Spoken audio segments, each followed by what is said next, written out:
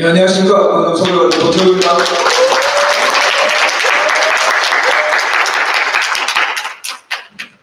예, 제가 오늘 헌법 이념과 법치주의라는 제목으로 발표를 맡게 되었습니다. 존경하고 고명하신 우리 많은 스님들과 여러분들 앞에 발표하게 되어 조금 떨리기도 하고 제가 헌법 이념과 법치주의라고 했는데 이 둘 연결하는 공통 요소는 자유라고 생각됩니다. 그리고 이 두 개가 말하지 않은 것이 하나 있는데 그것은 이제 사유재산과 시장경제.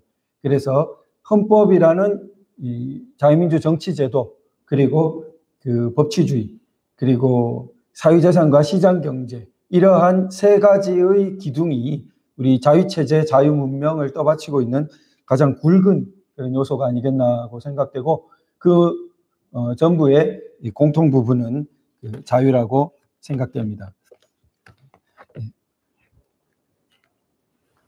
제가 7가지 부분 정도로 해서 보겠는데요. 특히 이제 법치주의 부분이 제가 많이 맡은 부분이기 때문에 왜 법치주의라는 것이 독특한 위치를 갖느냐. 가장 기본적으로는 헌법 이념 또 시장경제 이런 부분들을 수호하는 원리라는 그런 성격. 그것이 근데 어떤 부분에서 침해되고 있는지 또 어떻게 우리가 다시 발전시킬 수 있는지 한번 문제의식을 가지고 살펴보도록 하겠습니다.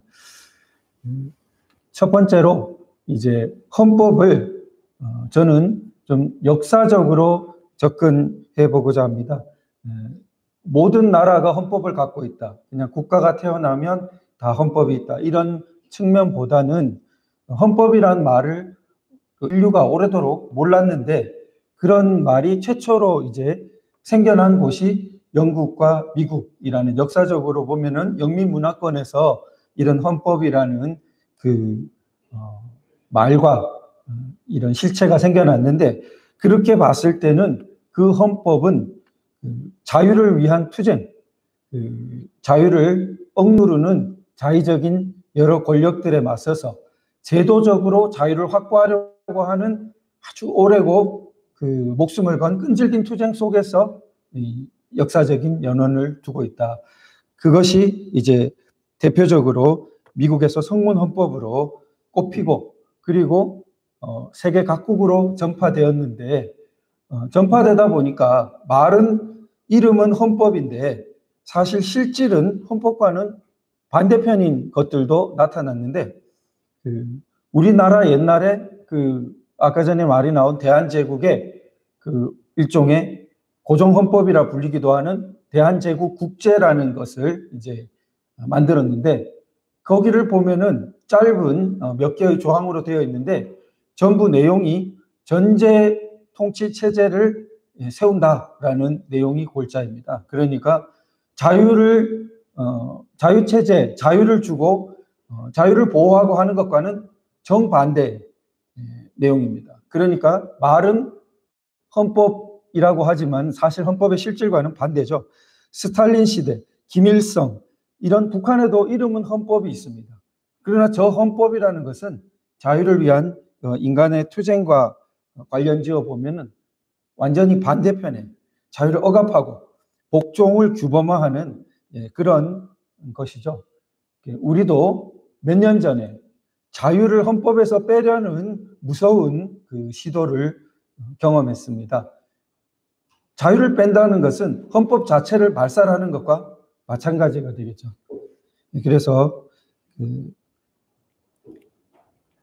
우리나라의 헌법 이념이 뭐냐 여러 가지로 논할 수 있겠지만 우리 헌법재판소가 공식적으로 여러 차례 반복해서 판시해온 수십 년간 1990년부터 저 내용이 상당히 기준이 되지 않겠는가 이런 기준이 되지 않겠는가 생각하고 저 헌법재판소의 자유민주적 기본질서로 우리 체제를 요약한 저 판시는 서독의 연방헌법재판소의 판시를 많이 이렇게 받아들인 것으로 보통 알려져 있습니다.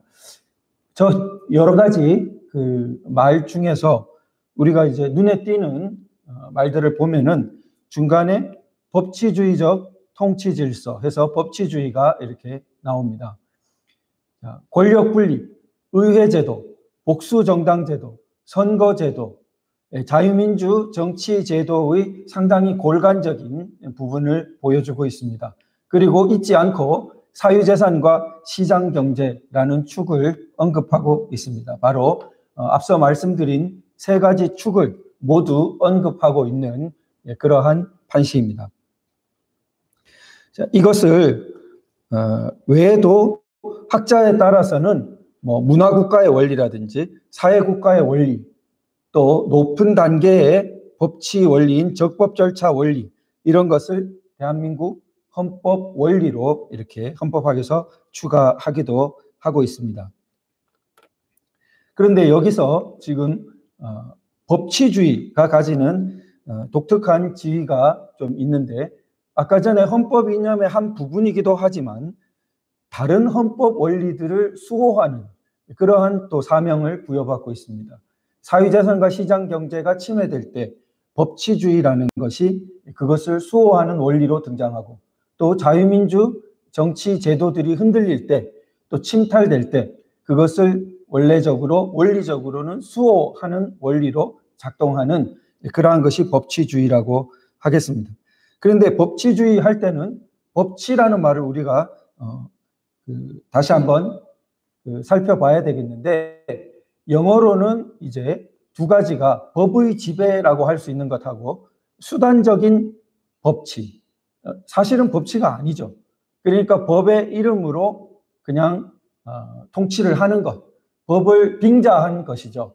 이것이 왜냐하면 법을 빙자하는 것은 사실은 법치의 반대인 인치죠. 사람이 자기 마음대로 다스리고 싶은데 그러면은 모양이 안 나니까 법의 이름으로, 많은 공산 독재 국가에서 법이 그냥 명목상의 것으로 전체주의 통치의 도구가 되어 있는 것들을 많이 볼 수 있습니다. 그것은 모든 인간이, 어떤 절대 권력자도 최고 권력자도 법 아래에 있어야 된다는 법의 지배, 진정한 법치 이념과는 다르다는 것을 우리가 볼 수 있습니다. 그런데 이것은 아주 고대 그리스에서도 법과 명령을 구분한 데에 굉장히 연원을 두고 있습니다. 그러니까 우리가 명령이라고 하면 오늘이 다르고 내일이 다를 수가 있습니다. 그러니까 이렇게 오늘 다르고 내일 다른 것을 우리가 원래적인 의미의 법이라고 하지는 않습니다. 우리가 어떤 보편 규범성을 역사적으로 인정할 수 있는 것을 법이라고 하지, 그냥 강제성만 가진다고 해서 법이 될 수 없는데, 우리 동양의 법과 이런 데도 이런 명령에 가까운 좀 법 전통이 있기 때문에 대체로 법을 싫어합니다. 법이라고 하면은 오히려 나를 자꾸만 억압하는 것으로만 이렇게 생각되기 쉬운데, 이런 부분이 이제 원래적인 의미의 법의 지배를 통해서 우리가 좀 되새겨 봐야겠다. 다시 한번 그렇게 봐야겠습니다. 근데 이게 근대적으로 볼 때는 아까 말씀드린 것처럼 이런 법의 지배가 영국에서 제일 먼저 함부로 구속시키지 못하게 하는 거라든지, 이런 신체의 자유에 대한 투쟁 등을 통해서 제일 먼저 이제 발전하고 영미 계열이 가장 현격한 발전을 이루고,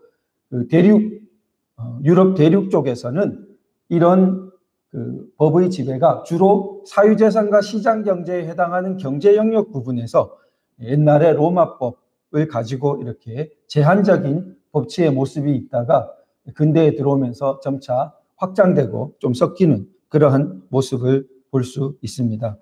그런데 이런 법치를 수단적 법치, 법치도 아닌 법치 말고 다른 의미에서 이제 조금 크게 구분돼야 되는 것이 형식적 법치와 실질적 법치.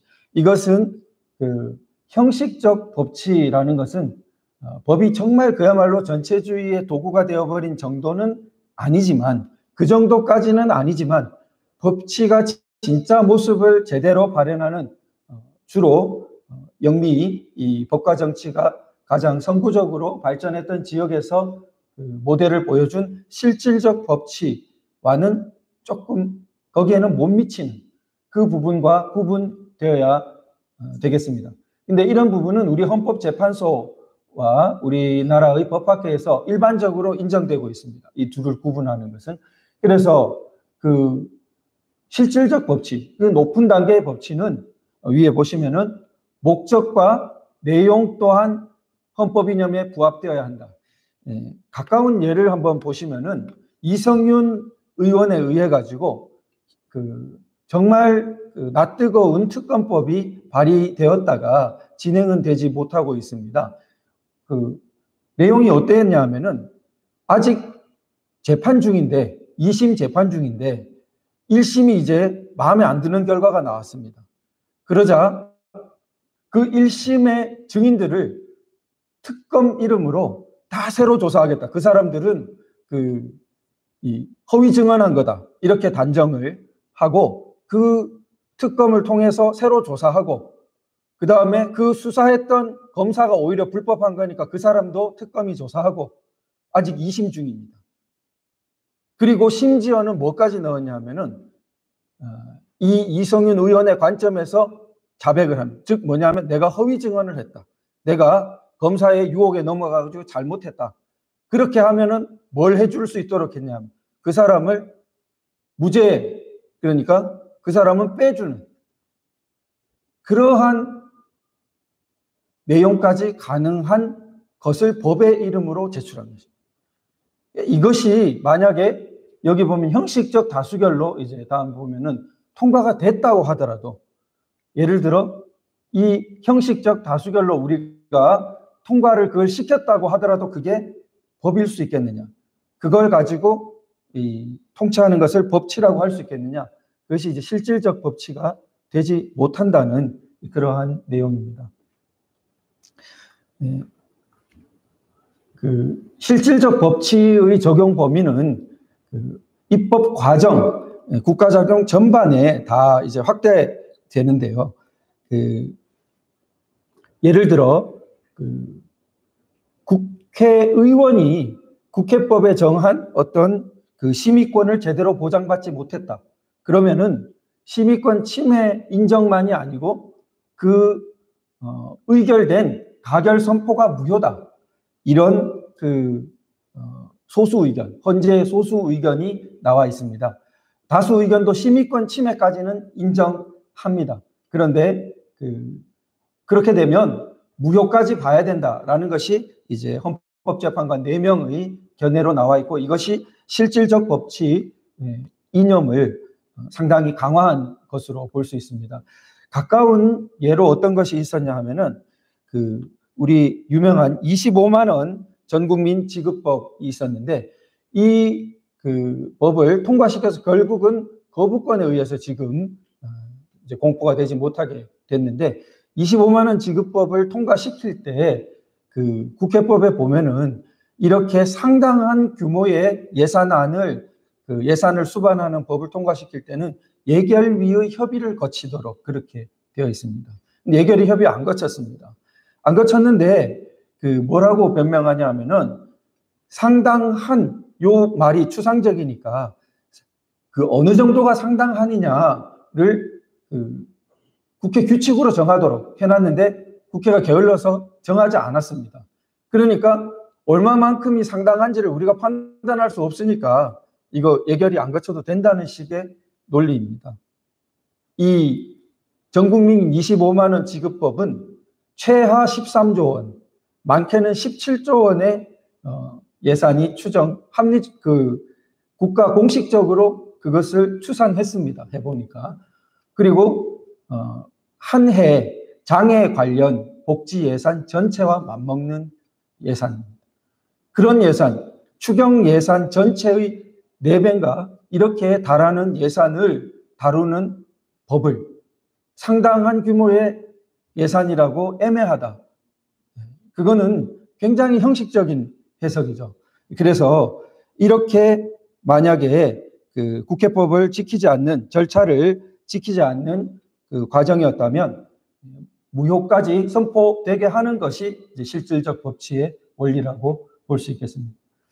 그런데 이러한 실질적 법치의 원리, 적법 절차의 원리, 이런 부분들을 우리 체제를 지키고자 하는 쪽에서 주로 열심히 공부하고 사용하는 것이 아니라 체제를 파괴하고자 하는 쪽에서 오히려 열심히 활용하고 있습니다. 이게 굉장히 비극이죠.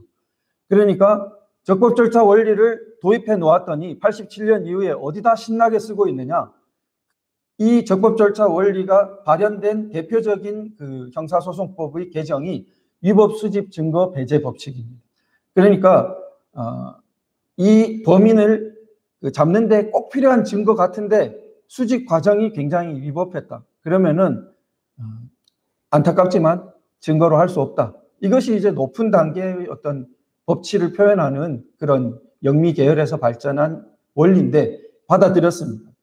좋은 데 쓰면은 좋은데 간첩단 사건 이런 데서 아주 자기들이 모의하고 명백한 mp3 파일이 있는데 이거 압수수색 과정에 뭔가 조금 하자 있는 거를 꼬투리 잡아가지고 그거 증거로 못하게 하는, 이렇게 쓰고 있는 것입니다. 그 다음에 절차 방어권 이런 거 보장 잘 받아야죠.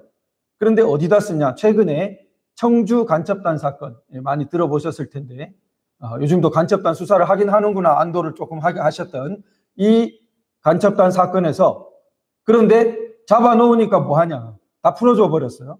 왜 보석받고 풀어주게 됐느냐? 이 사람들이 고의적으로 지연수단을 씁니다. 그래서 저기 지금 요 밑에 있는 부분은 조금 잘못 나왔는데요. 지연수단에 어떤 걸 쓰냐? 계속 기피 신청을 합니다. 그래, 안 되는 걸 알면서도 대법원까지 기피 신청을 하고, 그 다음에 뻔한 국가보안법 위헌 법률 신청을 해가지고 또 시간을 끕니다. 그리고 변호인들을 일부러 수시로 교체합니다. 그래, 새로 기록 복사해야 되겠다고 또 시간 끕니다. 이러다가 정한 6개월 구속기간 넘겨서 풀려납니다. 너무나 화나는 일이죠. 그래서 이런 부분들이 그러면은 풀어주는 사법부도 문제가 있는 거죠. 단호하게 변호인이 뭐 어쩌고 저쩌고 해서 오늘 못하겠습니다 하면은 그걸 무력하게 받아줬다는 겁니다. 그런데 그건 무력한 것을 넘어서 어떻게 보면 이 4번에 해당되는 사법부의 독립성을 빙자한 무책임, 이 무책임이 헌법 파괴로 연결되는 것일 수도 있다고 생각됩니다. 일종의 권력 권한 남용이죠. 이러한 권력 권한 남용이 87년 이후에 우리 사회의 위기 상황을 상당히 가져오고 있다고 생각됩니다. 국회의원의 권한 너무나 확대되어서 입법부가 폭주하고 있습니다. 다수당은 제왕적 당대표로 국회를 완전히 망가뜨리고 있습니다.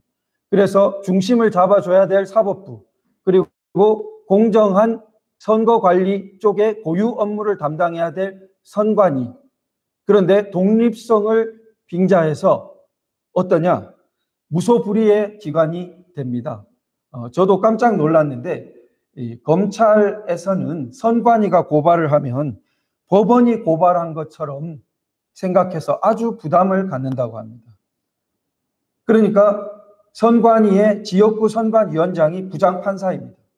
그래서 선관위와 법원이 너무 섞이면서 오늘날 굉장히 위기 상황을 초래하고 있다고 생각됩니다. 마지막 우리 이런 위기 상황에서 그러면 어떻게 우리가 좀 새롭게 길을 찾을 수 있겠느냐?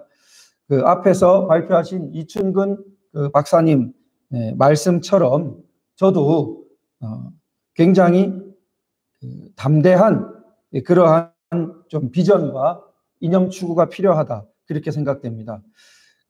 비교해 보면은 자유체제를 변혁하려는 잘못된 방향을 가진 쪽들은 오히려 꾸준히 담론을 주도했지만 반대편에서 자유체제를 수호하고 발전시켜야 되는 쪽은 스스로 실용이라는 이름 안에 갇혀버리지 않았나, 자기를 가두어 버리지 않았나 생각됩니다. 이제 더 이상은 그런 방식으로는 체제와 문명의 발전을 이룩할 수 없다고 생각됩니다. 그래서 오히려 담대하게 세계가 말하는 예를 들면 ESG 경영 같은 것을 우리는 그러면 뭐라고 말할 거냐? 따라만 말할 게 아니라 우리가 그 이상을 뭔가 말할 수 있는 게 없느냐? 대한민국도 그런 정도의 위상의 국가가 되지 않았나? 그런 부분이 좀 생각돼야 될 것 같습니다. 그러지 못할 때 기본사회론, 기본소득론과 같은 잘못된 담론에 계속해서 휘둘리게 되지 않나 생각됩니다. 이렇게 문명 주도 세력의 일원으로 우리가 나아가려고 할 때 자유통일, 북한 반인도 범죄체제 종식 같은 것은 너무나 첫 단추에 해당하는 그러한 모양이라고 생각됩니다. 마지막으로 우리 보시는 헌법 전문은 웅대한 그러한 비전을 이미 건국때부터 계속 유지되고 있는 구절입니다. 각인의 능력을 최고도로 발휘하게 한다. 이러한 비전, 그리고 우리들과 우리들의 자손의 안전과 자유와 행복을 영원히 확보할 것을 다짐한다. 그래서 볼수록 이 안전, 자유, 행복, 이 세 개가 너무나 잘 뽑혀졌다는 느낌이 듭니다.